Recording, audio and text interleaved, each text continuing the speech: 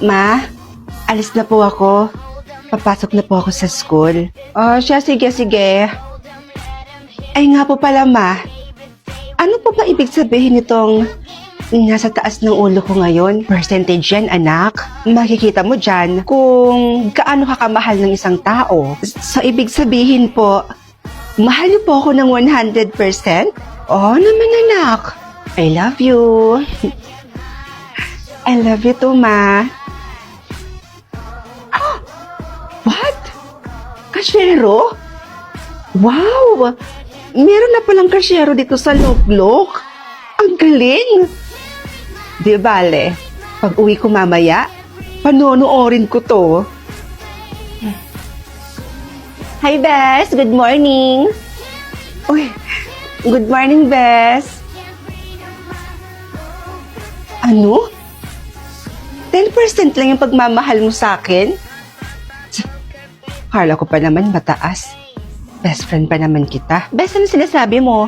Hindi kita maintindihan. Wala. Tsaka pwede ba? Wag na wag mo na akong kakausapin kahit kailan.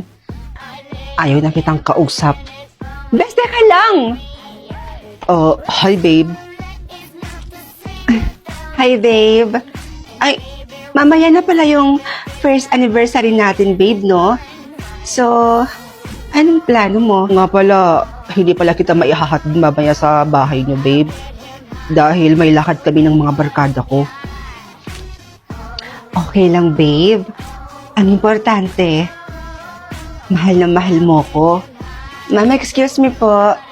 Ito na po pala yung pinapakuha niyo sa akin. Sige. Ilagay mo na dyan sa may lamesa. Okay, sige po. Salamat, ha? Kahit pa naman tong teacher na to, marunong din pala itong makipagplastikan. Iha? May sinasabi ka? Wala po, ma'am. Excuse me po. Bes, nandito ka lang pala. Alam mo bang kanina pa kita hinahanap?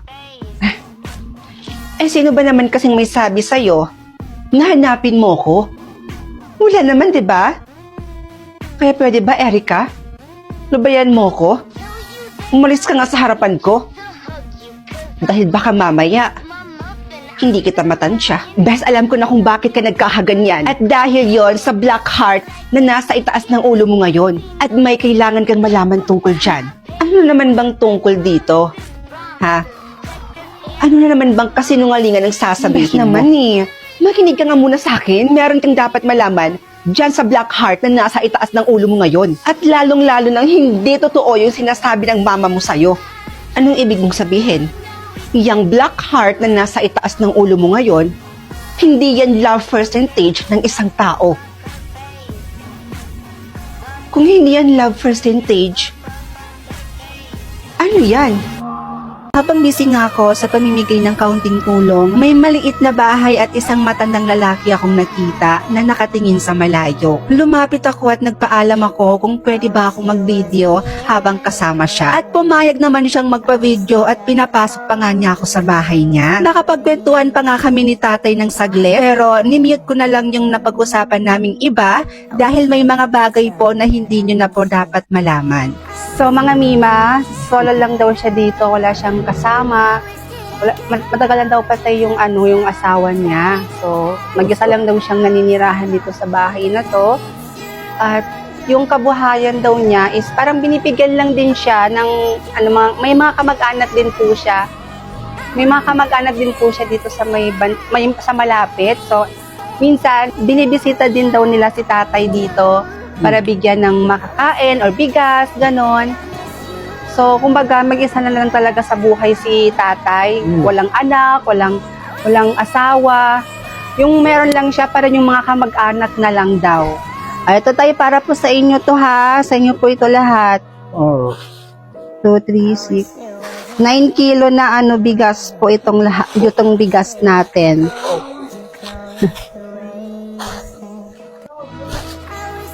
Sa inyo po yan lahat, tay. Sobrang tuwa ko nga nung niyakap ako ni tatay, mga Mima ko. Kitang-kita nga sa mga mata ni tatay yung saya pagkatapos ko siyang bigyan ng bigas at noodles na may kasamang sardinas. Ito tayo para po sa inyo, ha? 2,000.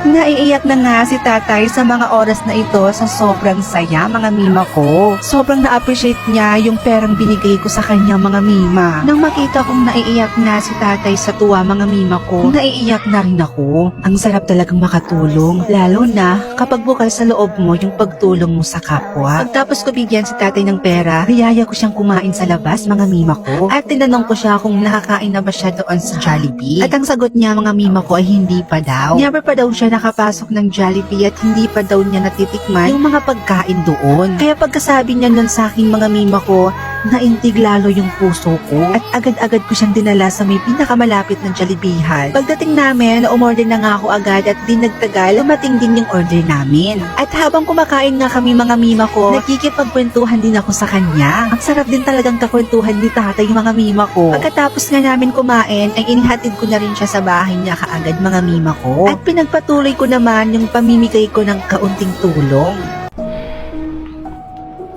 Condolence po, tita. Kaibigan po ako ng anak nyo. Nagdala na rin po ako ng pera pang abuloy. Naku, iha, bakit ka nakapula? Bawal magpula kapag pupunta ka ng patay. Ay, hindi ako aware na naniniwala pala kayo sa mga pamahiin. Nakakaloka naman kayo, tita. Hindi totoo yung mga pamahiin na yan. Nagpapaniwala naman kayo sa mga ganyan. Siya, tita. Dito muna ako, ha? Titignan ko muna yung kaibigan ko.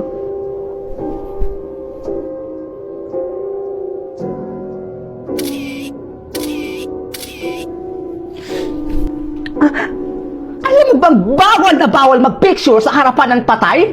Nakakagulat naman po kayo, tita. Tsaka, uso pa po ba yung pagbawal sa mga ganyan-ganyan? Umupo ka na lang doon. Ang dami mo nang nilalabag na pamahiin.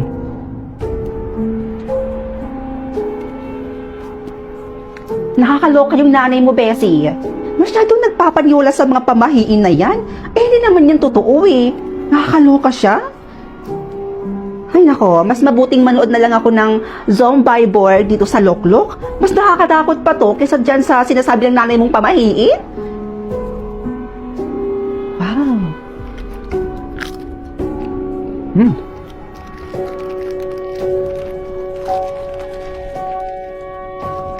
Hoy! Ay, dilat! Ano yung nasa bulsa mo? Talagang makulit ka talagang bata ka, no? Bawal umuwi ng pagkain galing sa patay. Ay tita, ang kulit nyo ah. Nakakaloka talaga kayo. Ilang beses ko bang sabihin sa inyo na hindi totoo yung mga pamahiin na yan? Tsaka isa pa, 2025 na po. Hindi na uso yung mga ganyang klaseng pamahiin. Siya tita, mauna na po ako. Uuwi na po ako. Pasaway ka! Mag-iingat ka. Huwag ka sana niyang sundan. Siya tita, uwi na po ako. Bye! Katanda-tandang tao, naniniwala pa rin sa pamahiin.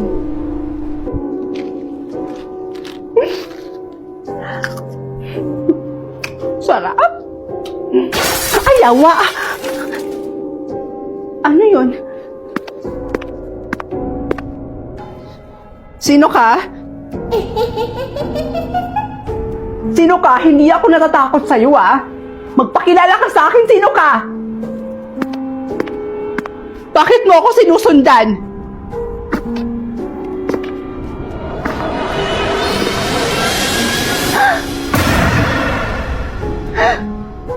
Halika, ihahatid na kita.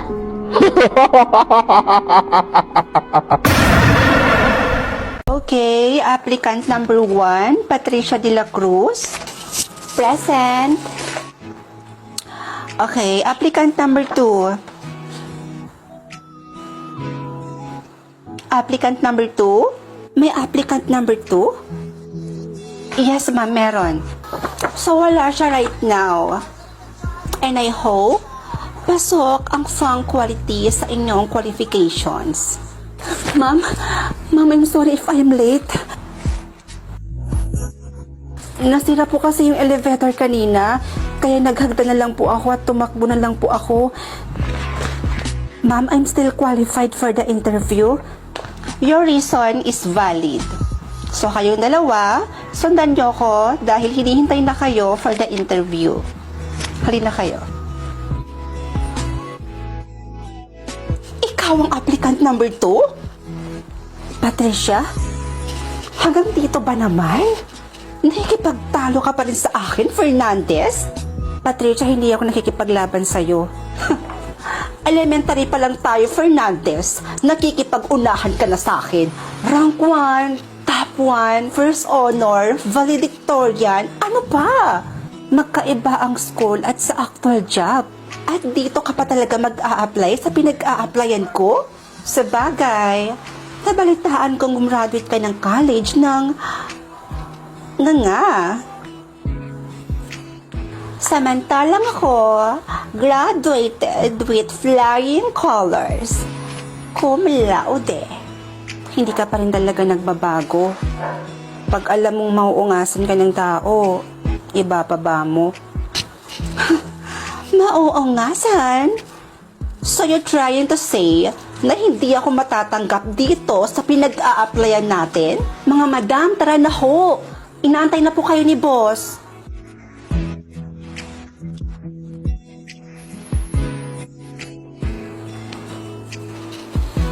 Huwag kang pasisiguro, Fernandez. Dahil sa ACADS at sa writtens ka lang naman magaling. Pero sa performance, leadership, at sa extracurricular, taob na taob kita. I know. Pero somehow, sa strategy, concept, unique ideas at sa vocabulary, alam kong mas lamang ako sa'yo. So good luck na lang. Pero payo ko sa'yo, bumili ka na ng tissue. Dahil mamaya, iiyak ka.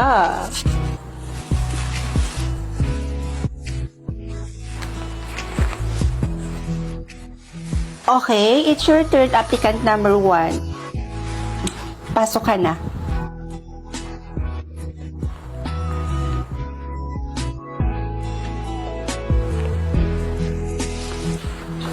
Next, applicant number 2.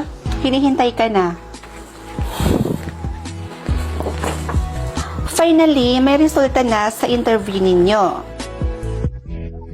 So, yung babanggitin ko ngayon kung sino yung natanggap bilang assistant manager. Kaya congrats sa'yo dahil ikaw ang napili bilang assistant manager. At walang iba kundi si...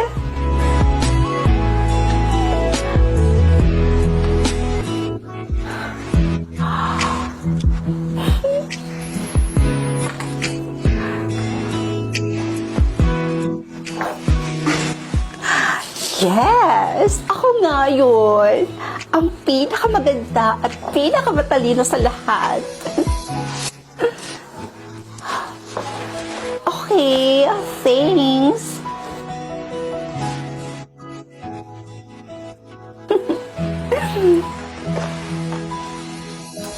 Hello, Madam Manager. I am Patricia de la Cruz, your newly hired for assistant.